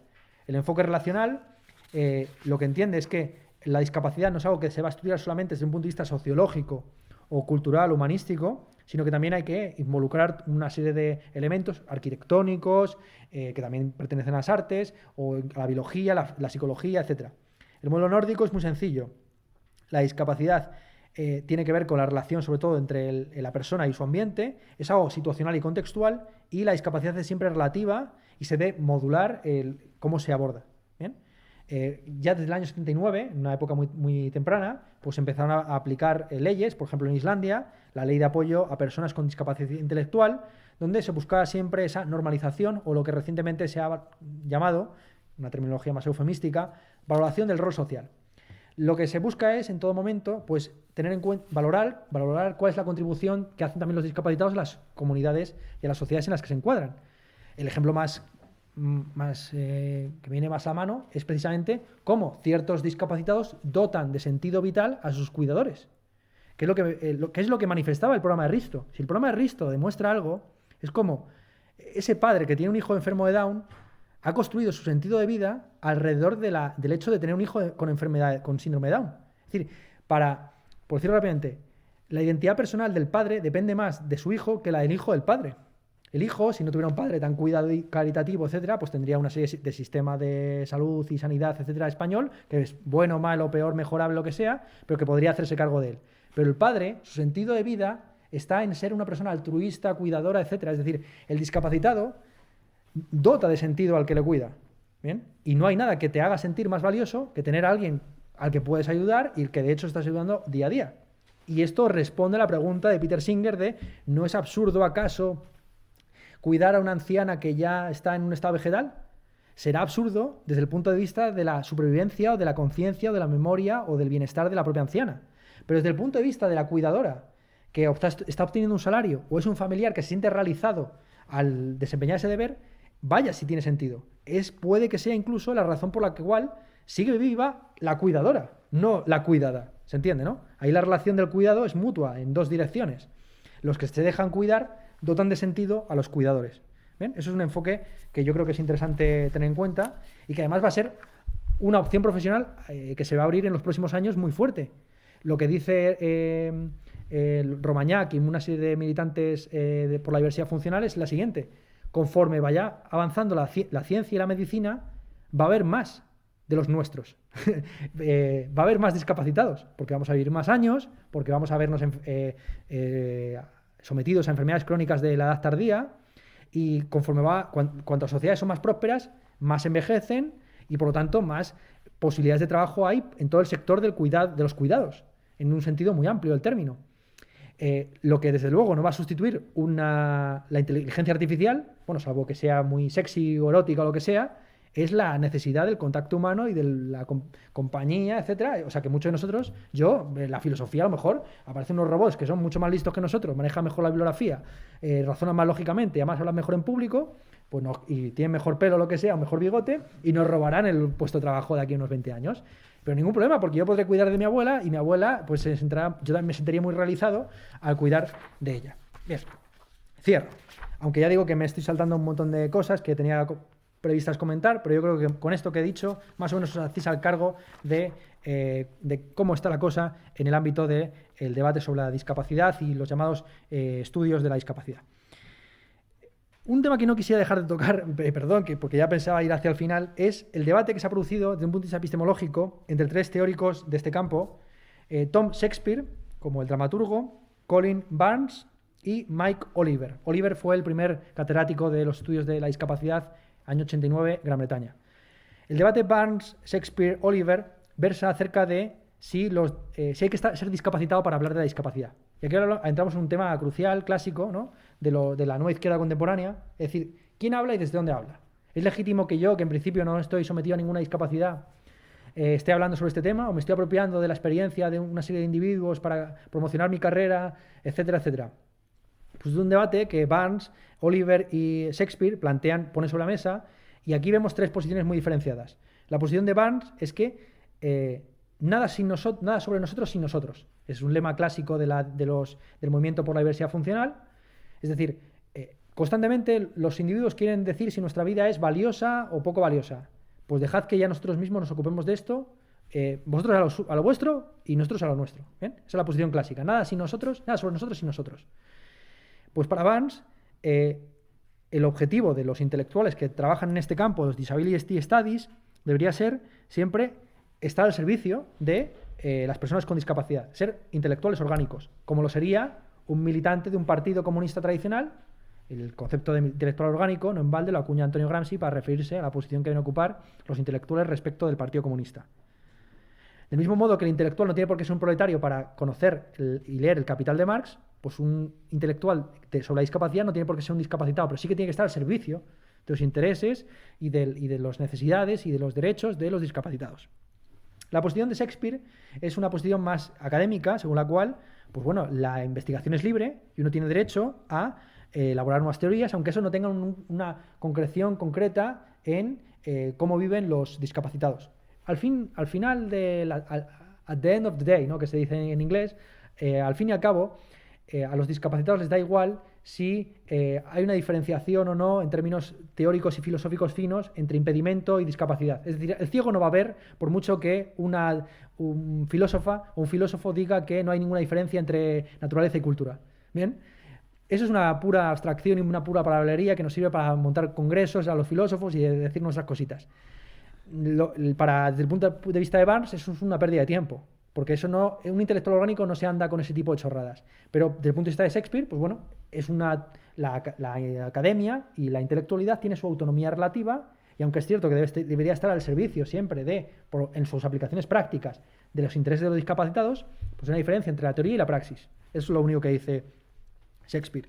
La posición de Oliver es intermedia entre ambos. En balde es el más respetado de los intelectuales de este campo. Él sobre todo se preocupa por dos cosas. Una, que la investigación que se realice sea accesible para las personas con discapacidad. Y ahí entramos en un tema muy injundioso, que es cómo vas a hacer una investigación de estudios superiores para personas que tienen discapacidad intelectual. Es decir, cómo se tiene que transmitir, qué tipo de pedagogía se tiene que hacer, cómo debemos pensar la relación entre el orador y el público, cuando ese público ya no tiene una discapacidad mental o tiene un coeficiente intelectual por debajo de los 90 puntos, etcétera. Es decir, eso supone una transformación completa y total de la propia idea de la filosofía. La filosofía siempre es un diálogo entre iguales que en principio pueden entenderse mutuamente porque hablan el mismo idioma.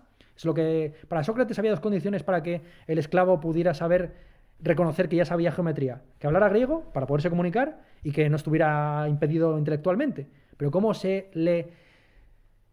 Pero eso también se aplica para una persona que tiene síndrome de Down, para alguien que tiene una discapacidad intelectual fuerte, para un autista. Me explico, ¿no? ¿Cómo se hacen congresos para autistas? Claro, eso es un tema fascinante que habría que profundizar en él y aquí simplemente lo planteo. Este es uno de los temas que toca Oliver que me parece fascinante. El segundo es, más pedestre, el objetivo principal de la nueva epistemología es valorar la emancipación tanto del orador como del público y no tanto la investigación por sí misma. Bien, esa es la posición, digamos, de Oliver, y esa es en cuanto a si se debe ser un discapacitado o no, pues evidentemente la mayor parte de estos intelectuales no están discapacitados desde un punto de vista intelectual, aunque sí el paradigma, por así decir, del intelectual, de los estudios de la discapacidad es un tetrapléjico. Javier Romañac estaba tetrapléjico, Oliver está tetrapléjico y buena parte de estos individuos están tetraplégicos, ¿no? Igual que existe un perfil clásico de la teórica feminista, y aunque luego lo queramos obviar por razones lo que sea, igual que existe también un perfil clásico del teórico de género, del filósofo, etcétera, y todos nos encuadramos en un cierto esquema estético y ético, etcétera, pues también existe un estereotipo de lo que es el teórico de los estudios de la discapacidad. Aquí hay varias posiciones. Ante la pregunta de ¿necesita uno ser discapacitado para llevar a cabo investigación sobre la discapacidad? Tenemos la respuesta llamada de John Lennon. La respuesta de John Lennon es que todo el mundo tiene derecho a hablar sobre estudios de la discapacidad porque todos somos miembros de la misma raza humana y tenemos derecho a preocuparnos por los demás, ¿no? Imagine all the people. La respuesta posmoderna es que uno no tiene la obligación de revelar su identidad. Bien, porque no es un discapacitado, porque entiende que es una cosa privada y no de todos los demás, o porque no acepta la distinción entre discapacidad e impedimento. Es decir, todos esos que hemos llamado dismodernos, especialmente Davis, ante la pregunta ¿crees que para hacer estudios de capacidad tienes que ser discapacitado? Responde: yo lo que quiero es cuestionar el propio concepto de discapacidad y entender que no existe tal cosa y que no hay ninguna diferencia entre impedimento, discapacidad, etcétera, etcétera. Que es la terminología también un poco de las teóricas queer. Es decir, cuestionar ya la propia idea de feminidad, de género, etcétera, y por lo tanto abrir el campo del feminismo a cualquier sujeto con independencia de cómo le identifique la sociedad en términos raciales, sexuales, etcétera. Bien. La respuesta partidista es clara. Uno no tiene por qué ser de la identidad discapacitada siempre y cuando esté acorde a la intención discapacitada. Es más importante tener la intención de contribuir a la lucha de la discapacidad que pertenecer a la identidad de la discapacidad. Es decir, la intención es más importante que la identidad. Esa es la posición partidista clásica, del intelectual militante, etcétera, etcétera. Y quería cerrar, como veis estoy saltando un poco, yendo a salto de mata en estos últimos tramos de la conferencia porque tampoco quiero alargarme mucho más. Quisiera cerrar con unas pequeñas consideraciones sobre los Juegos Olímpicos, donde yo creo que se ve muy bien pues, los Juegos Olímpicos y los Paralímpicos, donde se ve muy bien todo lo que hemos expuesto previamente. Principalmente como el enfoque de la diversidad, el enfoque de Romañac y compañía, el enfoque que se ha acuñado en España, pues puede ser interesante para ustedes que estudian ciencias del deporte. Al fin y al cabo, las ciencias del deporte, como hemos dicho previamente, es un campo interdisciplinar que no transdisciplinar. Y en la academia, las relaciones interdisciplinares son similares a las relaciones internacionales en política. Es decir, 3 o 4 estados pueden asociarse para invadir a otro estado o para aprobar un tratado de libre comercio, pero el hecho de que se asocien con un determinado fin, no elimina su soberanía. Es decir, aquí en esta sala pues habrá gente que le interese más la psicología, otro la biomecánica y otros la psicología o lo que sea. Esas disciplinas se pueden asociar con una determinada finalidad, pero cada una de ellas tiene su soberanía en su campo y no va a dejar que le invada otro campo. Es decir, cuando la sociología pretenda decir que la psicología es una disciplina menor que debería incorporarse desde un punto de vista sociológico, porque los fenómenos psicológicos son un mero efecto reflejo de los sociológicos, pues la psicología se defenderá de esa invasión. Igual que existe un imperialismo político, hay un imperialismo disciplinar. La filosofía es, como se está viendo aquí, una disciplina muy imperial, muy imperialista, que al final lo que quiere es ir conquistándolo todo y rebasando barreras y todo este rollo. Y así sucede también con el resto de campos. El caso más claro es el de la economía. La economía es una disciplina absolutamente imperialista y colonial que busca convertirse en el paradigma de interpretación del mundo. La economía, tal y como se define tradicionalmente, es la ciencia que asigna recursos escasos a fines en concurrencia.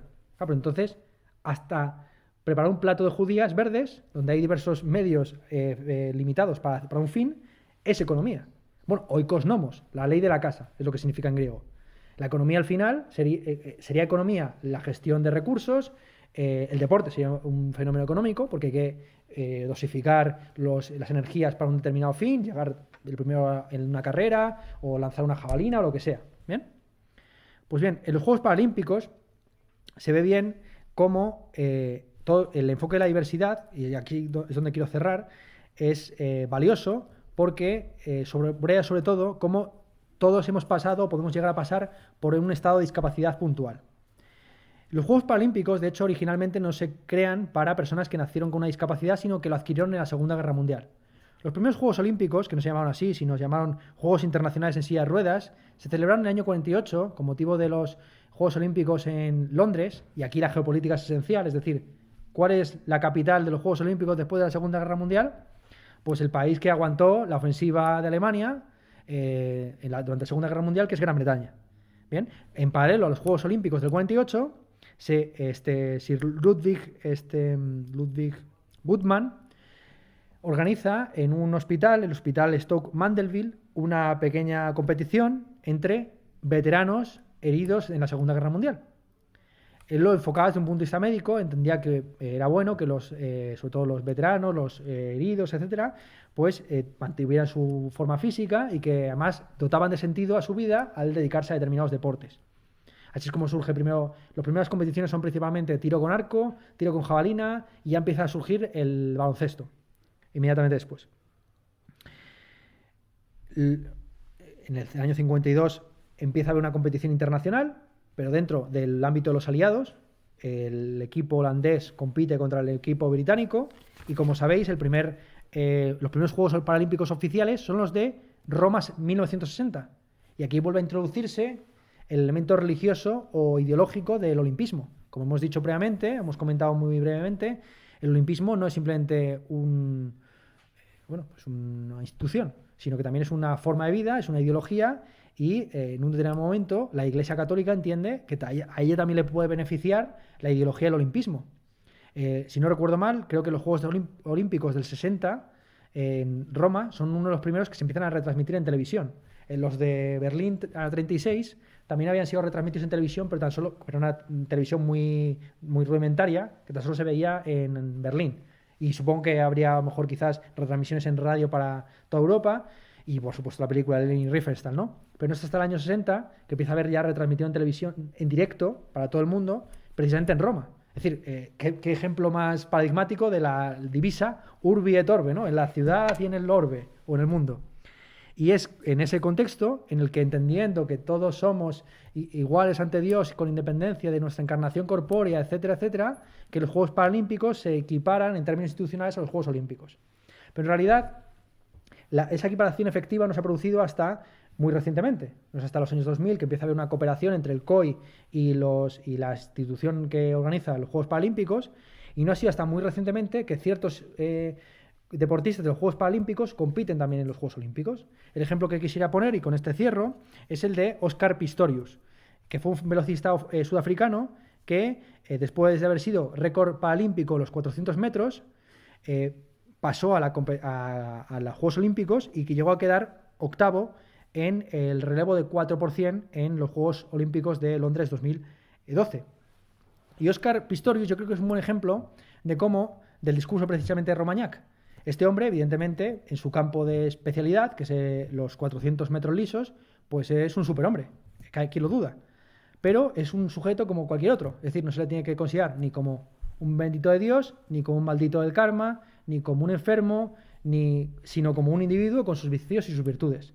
Y esto lo quisiera subrayar porque muchos de ustedes seguramente conozcan a Oscar Pistorius, porque está condenado a 15 años de cárcel por matar a su esposa a 4 balazos. Bien, entonces, con este caso ya sé tan anticlimático, es decir, ya sé que gente no quiere terminar las conferencias con una muerte, pero a mí sí que me gusta, digamos, estos cierres un poco en falso. Quisiera terminar, es decir, mostrar no cómo, pues efectivamente, los discapacitados no son benditos de Dios, pero tampoco malditos de Dios, sino gente con sus vicios y sus virtudes, a los cuales no se les debería discriminar institucionalmente o ideológicamente, sino facilitarles que puedan desarrollar de manera diversa las mismas funciones que nosotros. Y con eso, muchas gracias.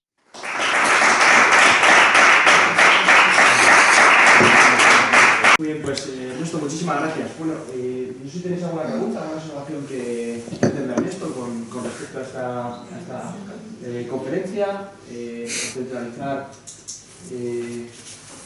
una pregunta, entonces la cuestión. Me matáis después, pero bueno, 3 preguntas muy concretas. Ernesto, bueno, en primer lugar, muchísimas gracias. Además,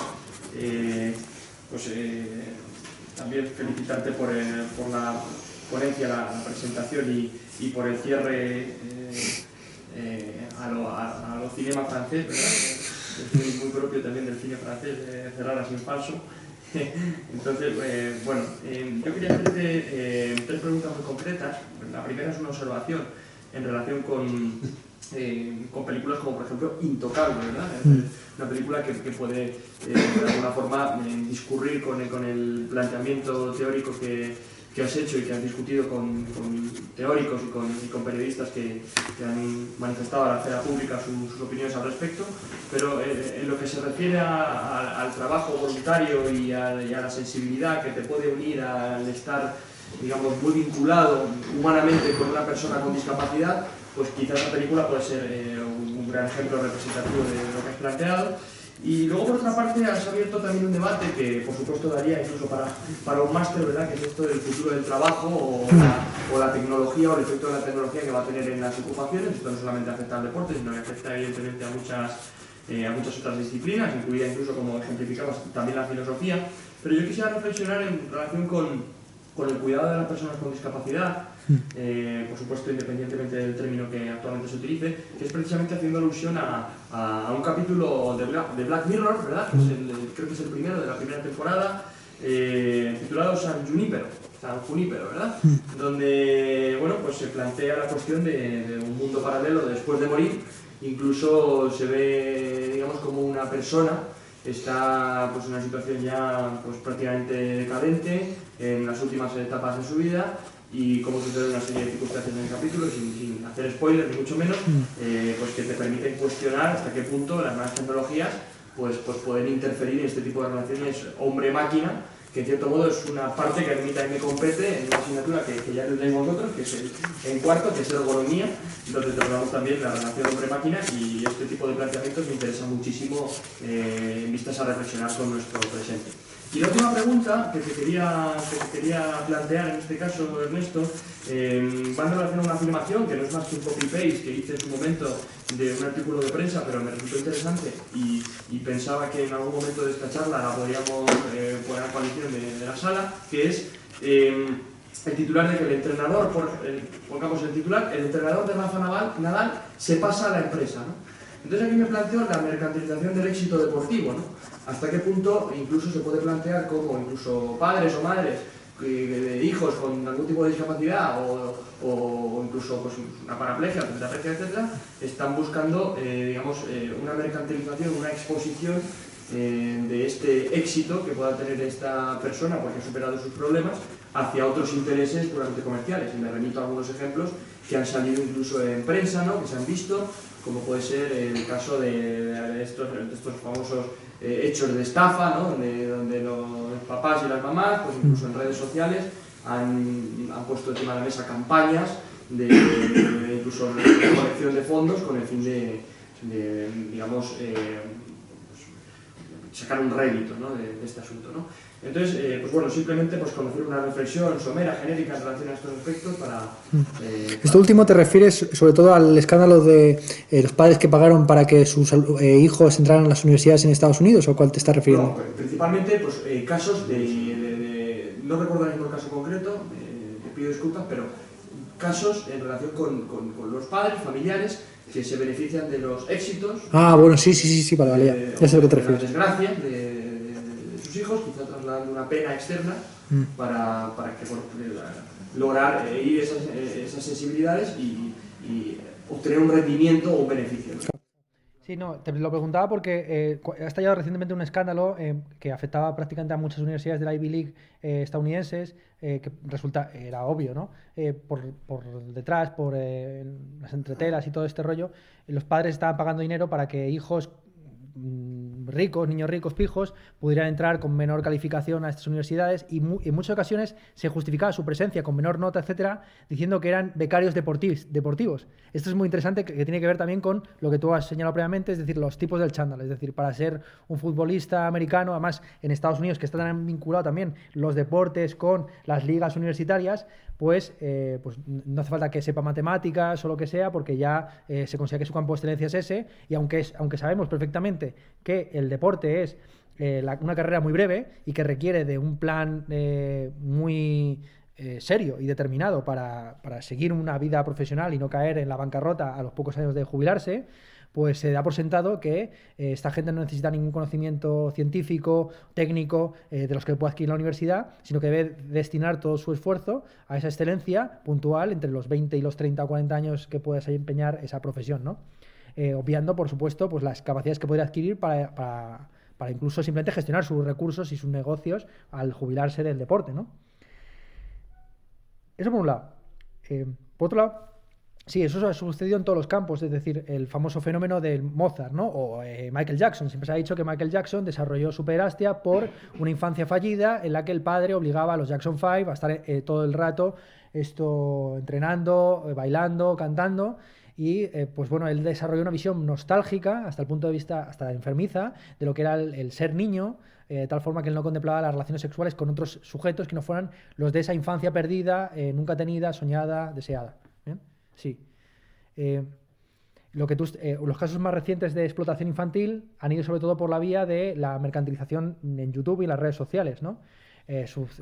Se destapó hace poco un caso de una madre que tenía varios hijos adoptados, como 6 o 7, con los cuales hacía sketches para un canal de YouTube con 1 millón de suscriptores o algo así, y los utilizaba pues como marionetas, y cuando no seguían el guión que ella pautaba para las bromas, etcétera, pues los encerraba, les dejaba sin comida, incluso les rociaba con spray y pimienta, en fin, todo el típico caso de explotación, pero ya aplicado a los nuevos formatos de trabajo, porque claro, como estamos subrayando, en la sociedad del siglo XXI, lo que tenemos por trabajo es muy relativo.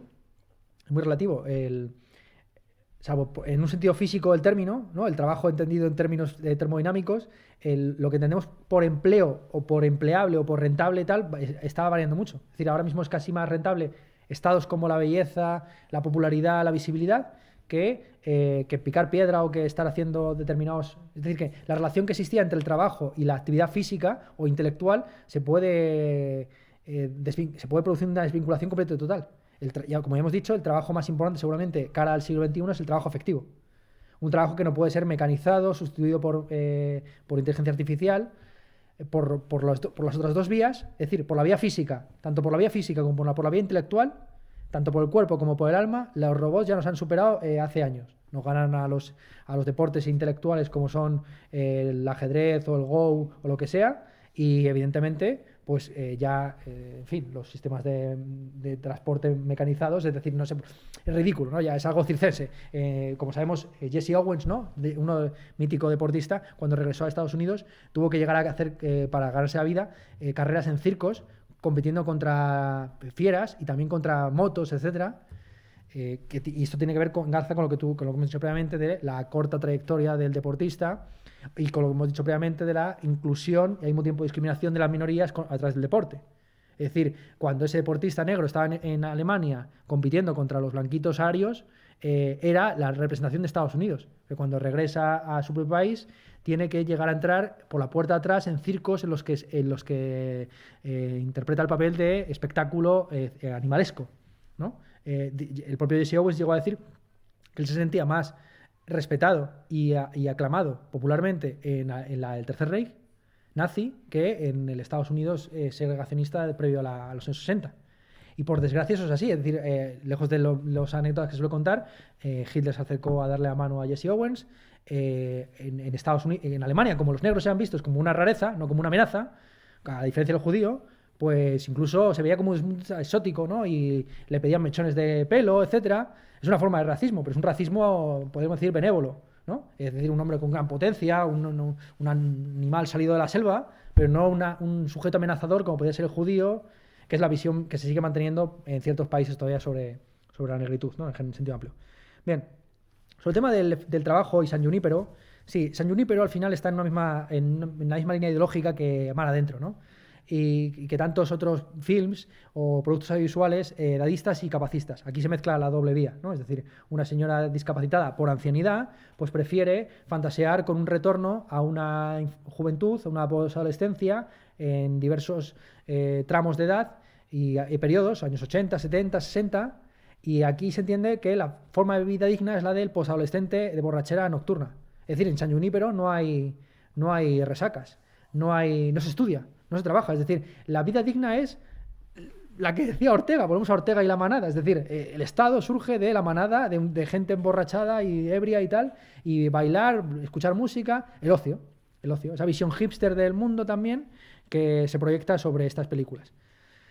$1 Million Baby va por esa misma línea.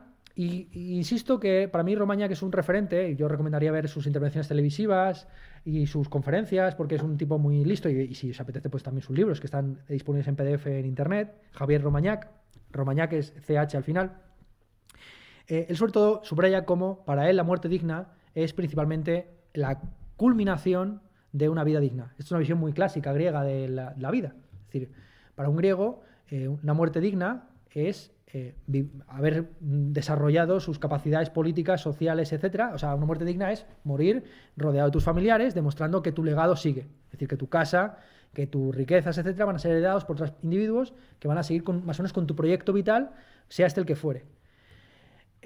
Esa es la visión que tiene Romañák, es decir, que nosotros queremos, antes de que nos ofrezcan la posibilidad de una muerte digna, que se define muy básicamente como una muerte indolora y corta, queremos una vida digna. Claro, el problema es que definir muerte digna es muy sencillo. Una muerte corta e indolora. Pero ¿cómo definimos una vida digna? Claro, aquí el espectro de posibilidades es amplísimo. Y lo que subraya esta gente, y yo creo que es el principal mensaje que yo creo que se debe transmitir, es que la diferencia al final entre una persona que va en silla de ruedas y tú es un 0,01% de los elementos que nos determinan como los sujetos que somos, cada uno irrepetible, por muy ñoña que sea esta retórica de todo el mundo es especial, todo el mundo... Esto me parece una basura, ¿no? No todo el mundo es fantástico ni genial, pero todo el mundo sí que es cierto que lleva una vida irrepetible hasta cierto punto, e incluso los hermanos gemelos, pues cada uno tiene sus preferencias, lo que sea. ¿Bien? Entonces, ese reconocimiento de la diversidad como un hecho, más que como un valor, como un hecho. O sea, para Romañák la diversidad, como él ha dicho, no es un valor. La diversidad es un hecho que tú no puedes negar. Si lo quieres negar, vas a conducir a la sociedad a su extinción. Es una posición también muy pragmática.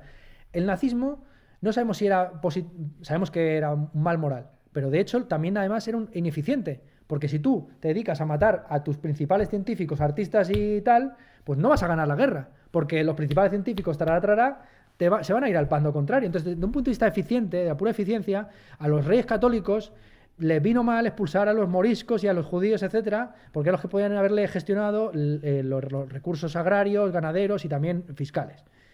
Entonces, bueno, sí, con eso yo creo que podemos terminar, salvo que haya alguna pregunta vuestra. ¿Alguien se ha visto motivado? ¿No? Muchísimas gracias. Nada, gracias a vosotros.